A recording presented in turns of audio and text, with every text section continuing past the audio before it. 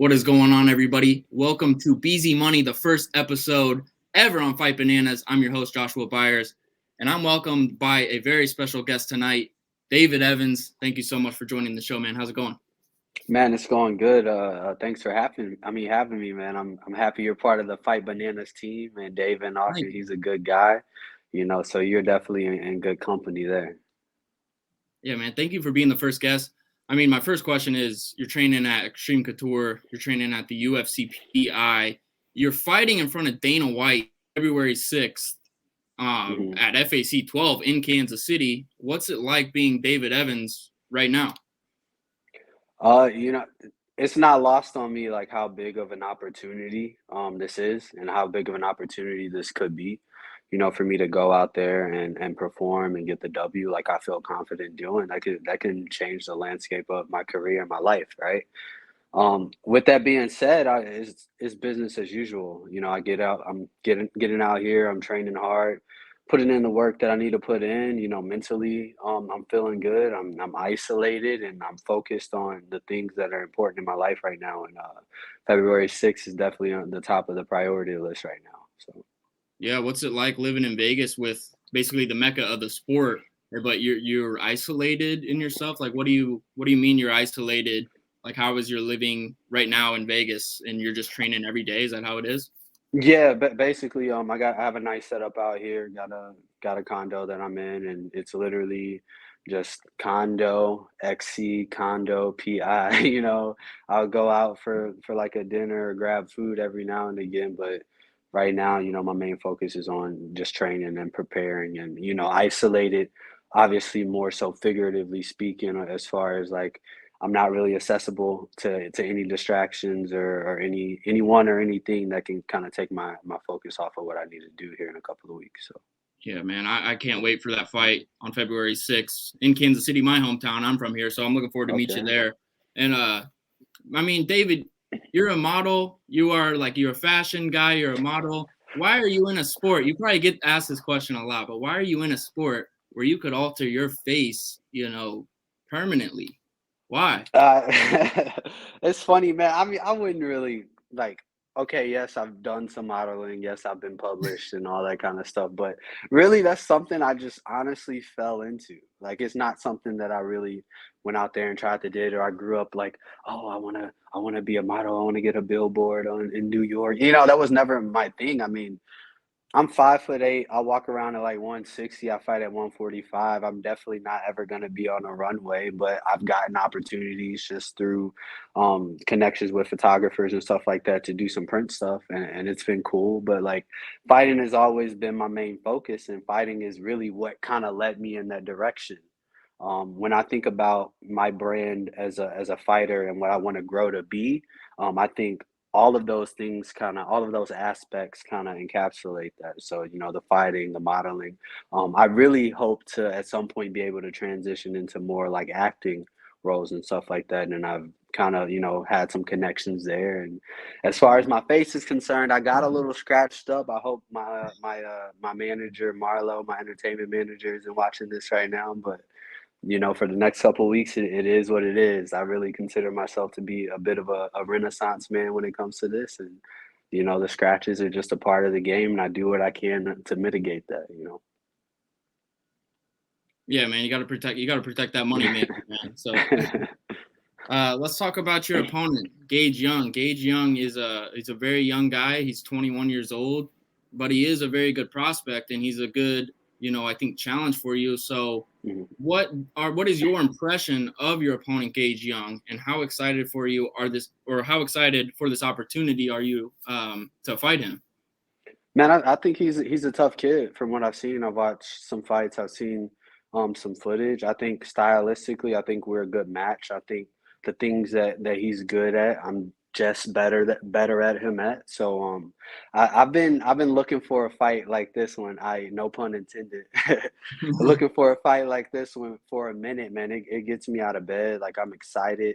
I'm not just approaching this one like it's just a job, like it's work. Like I'm motivated, as ever to get a win over someone like him. And I and I know, just looking at him, he'll probably have a good future in the sport. We may cross paths again, but like as of right now, I got to get this W, and I got to take him out. Yeah, I think that'll be the most, I think, intriguing thing about the fight is that you guys are going to bring it out of each other. I believe this is a fantastic matchup, and whoever does come out on top in this fight, if you were to come out on top, I think you really are deserving of, potentially a UFC contract or potentially a contender series fight. Like, what do you think about that? You think you're ready? Yeah, for sure, man. I definitely, if I didn't think I was ready, I wouldn't have accepted the fight. I wouldn't have continued to put myself in a position to win as far as that's concerned career wise. Like I'm definitely ready for the next level and in more ways than one. And I definitely look out to go out there and prove that. Yeah, I mean, and this is my toughest question for you, David. I gotta hit All you right. with it. Lay it on me. Lay it on me. So you're out there training with Nasrat Hakparas. You're out there training with Kevin Lee. These are bona fide studs in the sport. Mhm. When people may look at your record and say, this guy may have not faced the level of competition that other people have faced in his same weight class, in his same, hemisphere or what you want to call it. Mhm. But I want to preface this by saying there's a lot of times on the regional scene where a guy will pull out and you're the main attraction. It's going to look bad on you if you were to pull out, and you got to take into consideration that this guy might have missed weight or you got an opponent change, and it's Mhm. tough on you just as it is, finding a fight. But what would you say to people that say, David hasn't faced the level of competition that, these other people have? What would you say? I mean, I would say you would have to let's go back to my amateur career, right? I spent years as an amateur traveling the world, seeking out the best competition in the world for years. I've definitely had way tougher amateur fights and guys that I fought as amateurs that are very successful now, guys that I've had wins over that are very successful now that are doing their thing. Like you said, all of those variables, they happen sometimes. Guys pull out of fights. I mean, fighting in St. Louis under Shamrock FC, yeah, I was one of their bigger draws there, and it's tough to find fights once you get past a certain level and you have a name, and then the people that I've been associated with, and then stylistically, people may not want to fight me for whatever reasons because it doesn't suit their style. There's so many variables. Yeah. But I've always said, man, as far as this fighting thing is concerned, like, even going into February 6th, like I know what I'm going up against, but it's not about that. Like I'm always trying to beat me. How did I progress from my first fight to my second fight as a pro? What did I deal with during that camp from my second fight to my third fight as a pro that maybe I wouldn't have handled, as well. And like as I grow up and I grow up in life, there are so many things that are changing around me that I'm handling. And like there's so many things like outside of the actual fight in itself that I've dealt with. And like I just keep going and I keep pushing. I just keep trying to set the bar for myself as high as I can be day to day, and that's just where I'm at right now. So if anybody want to say, oh, he hasn't fought this level of competitions, blah blah blah, like okay, you can say that as a pro, but you can never take away my amateur career and like what I did, the guys that I fought, the level that I was fighting, traveling across the world, traveling to Europe, traveling to the Middle East by myself, fighting guys that were the next big thing, the prospects, guys that are on bigger shows now that are very successful. Like I don't lose that overnight. The only difference that changed for me from amateur to pro is my style. I fight a little uglier now. I'm a little I'm a little more brutal. I'm a little more mean. I'm throwing knees. I'm throwing elbows, and the stakes are higher, and I play for keeps. But as far as that concerned, I'm ready. I've been training with top level talent for years, and I still have a long way to go. I don't even think I'm on the brink of my full potential fighting wise and or anything like that, just in life in general. So whatever they say, they say. But I know what's going to hold true is my drive and what I'm capable to do, in the long run. I'm in here for the marathon, not the sprint. And I think that's where a lot of fighters mess up. Yeah, I like that a lot. It was a great Yeah. answer. Can't listen to the outside noise, David. You know that, Yeah. and your biggest competition is yourself. And I think Mhm. you get that. I think you basically explained that.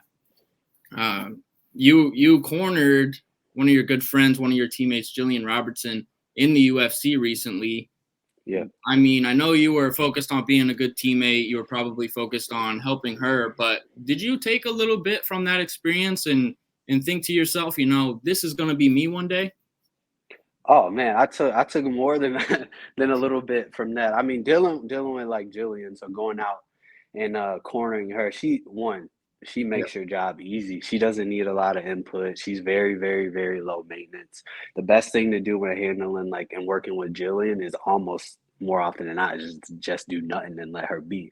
So with that being said, like me going out there and just being able to get the experience of being backstage, rubbing shoulders with everybody, going through the process, with her, so to speak. And I even told her this. I was like, you don't know how valuable that experience was to me simply because you just don't see it yet.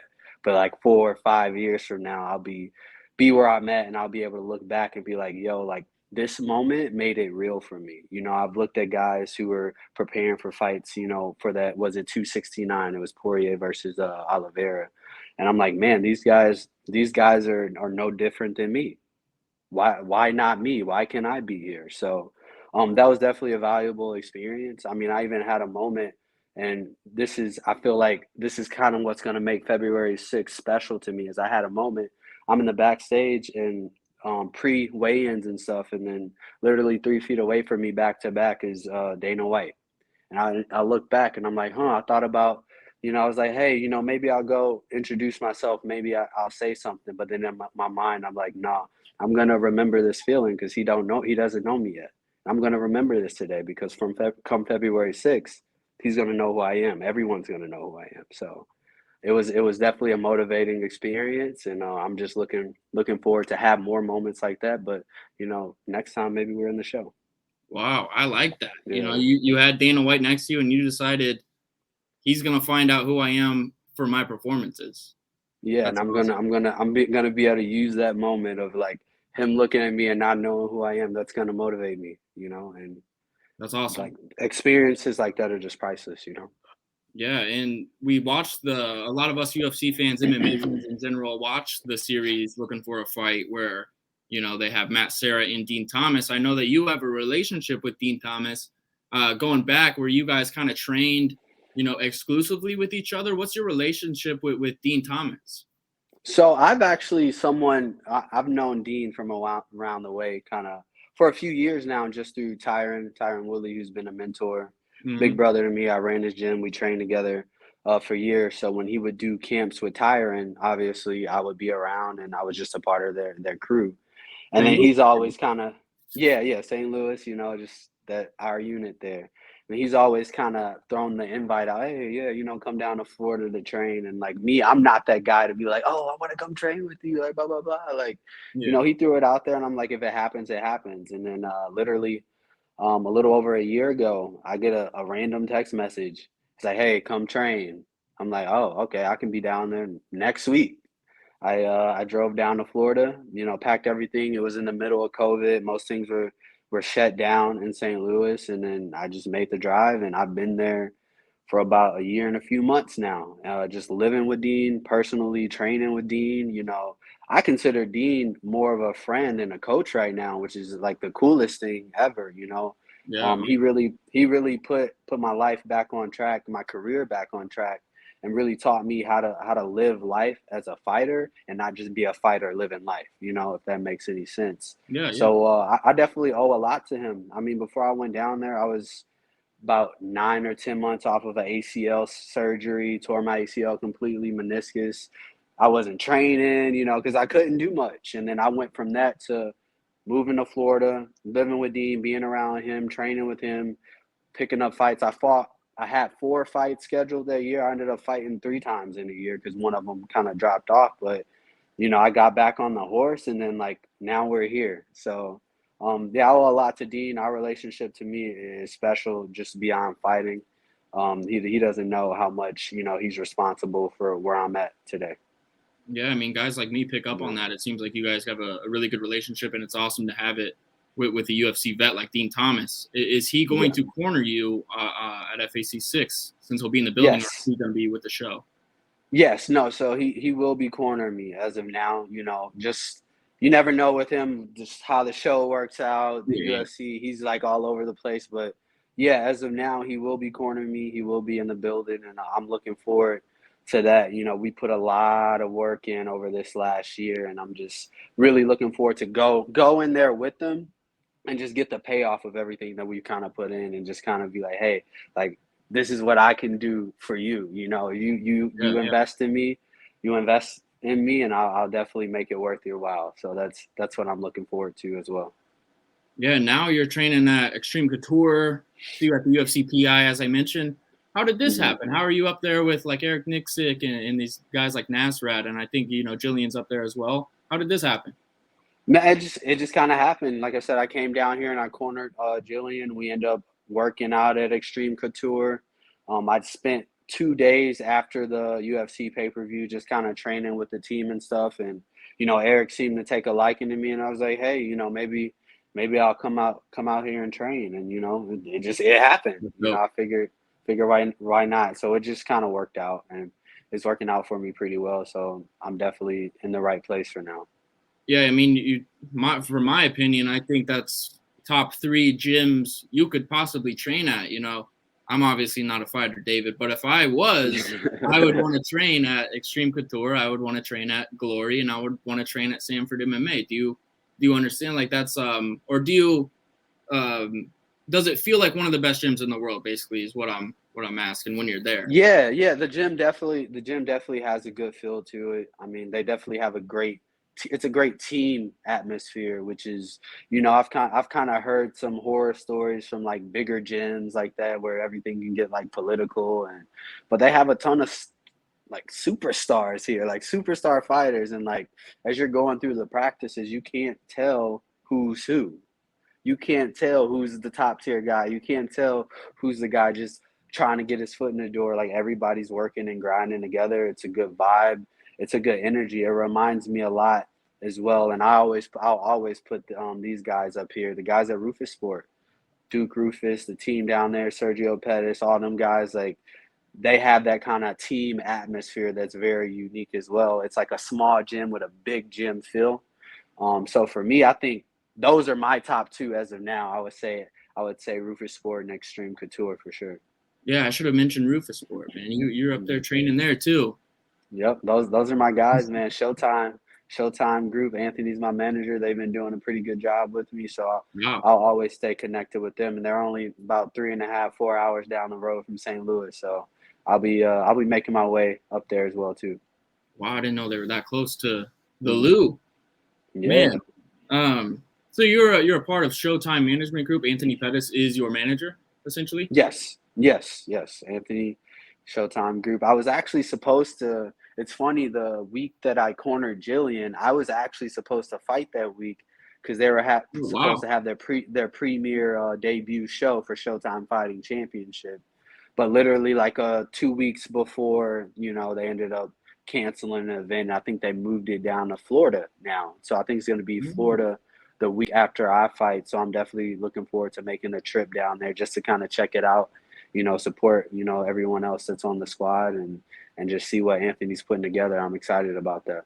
Yeah, and you got like Gamebred FC down there and BKFC, now Showtime FC. Man, there's these Fight Bananas fans love that type of action too. So it seems like you got a lot of avenues of success coming your way. I wish you really good luck in this fight coming up against Gage Young. I think it's going to be a fantastic fight.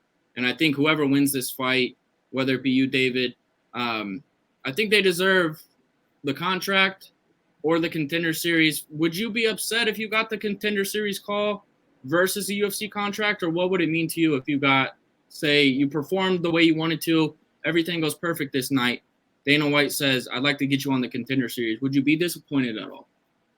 I mean, obviously, the UFC contract is a lot more secure than a Contender Series fight, but to be honest, man, the way I see it, all I need to do is get my foot in the door and I'm coming for the whole house. Like that's just where my mentality's at right now. So if I get in there, I do well, I perform well. When I perform well, if I get a UFC contract, I'm putting the pedal to the metal, all gas, no brakes. No matter what it is, if I go there and I get the Contender Series, then we just keep moving. We keep pushing until I get that opportunity. Like I know where I'm at. I'm only an opportunity away. Now, I know I'm not in control of how that opportunity may come to me, but I know I can control whether I'm ready or not, and if I'm able to execute when that opportunity comes my way, and I'm ready to execute. So you give me an inch, I'm taking the whole damn yard, however I can get it. I love it, man. I absolutely love it. And to finish off this great interview, David, I got 3. I call it my final 3, just kind of wacky questions. They don't really have to do with fighting or anything, but let's get it. Let's do it. You're traveling weekly worldwide, David. I might call you worldwide, David. You've been around. You've probably traveled and ate a lot of food. What's your favorite food? You've probably tried a lot. Man, yeah, I've actually, and it's funny you asked me that because like a few days ago here in Vegas, I actually went to like an Indian spot. And I've always just kind of been like, so on like Indian food, but this spot was like good. So I think I'm a foodie. Like I'm really like a fat kid at heart, man. Like I love food. I love desserts. Like granted, I'm disciplined when I need to be, but I definitely appreciate food like when I can appreciate it. Right now, so I'll say right now because it shift. I'll definitely have to say like I'm down with the Indian food, like some good chicken marsala with some naan. Like that's where I'm at right now. Okay. Culture, David. Worldwide, David. Culture, David. Man, I like it. That's a good answer. Now, the second question is, everyone has a spirit animal. You got to have a land spirit animal, and you got to have a sea spirit animal. What is your spirit animal, land and sea, David? Oh, man, that's a tough one. It's a tough one. I guess I kind of take artistic liberties when I use the word spirit animal. I mean, it's not necessarily the best kind of word politically to use, whatever, people have the way they feel about it. But honestly, I would say I had a conversation the other day. I'm gonna let you in on this. So I was getting ready to go training and I was with a friend and I was dropping them off. And I was playing like 90s Diddy, like Bad Boy Records music. And like anybody who knows me knows that I'm a pretty chill, calm, collected for the most part. But then like this person seeing me blast like this Diddy like hype music, they were like, "What?" And I was like, "You know what? I feel like I know this isn't an animal, but I feel like 90s P Diddy Puff Daddy is like my spirit animal. Because even when I'm in the gym and I'm quiet and I'm calm, in my head, can't nobody hold me down. Oh no. So I got to keep on moving. But I'm gonna go ahead and say P Diddy, even though he's on land and in water, if he's on a boat, on a yacht, whatever. I'll say 90s P Diddy is my spirit animal. Wow. I've never got an answer like that. I love it. I threw a little curveball at you, right? That makes sense, though. I mean, you embody the spirit of some 90s P. Diddy, like maybe a puff coat or something, walking to the ring. Up here for sure. I don't know if you'll ever see me rocking that, but that's a little tidbit. I'll let you in on the psyche of David right there. I love it, man. And then my final question, David, you've been at Extreme Couture. We got the biggest literal heavyweight fight this weekend. Who are you taking? Cyril Gane or Francis Ngannou? Why are you taking them? And how excited are you to watch this fight? Or are you going to be, tuned in? I know the fight's coming up February 6th, but I mean, this is a big fight. Who do you got? I'm going to go with Francis. I've actually been around him quite a bit these last couple of weeks since I've been here and just kind of he seems to be in a good headspace. I've never personally formally introduced myself with him or met him, but he seems to be in a good headspace. Yeah, he's locked in. And like I always say, real recognize real. And I see it there. I love him. I love his story. You think about where he came from to where he is now. Like, granted, if he doesn't win this fight, that guy's won in life. Absolutely. He's won in life. But I'm gonna go with Francis. I think his power is gonna put him in a good position to win this fight. Perfect. Well, that wraps it up for today, ladies and gentlemen.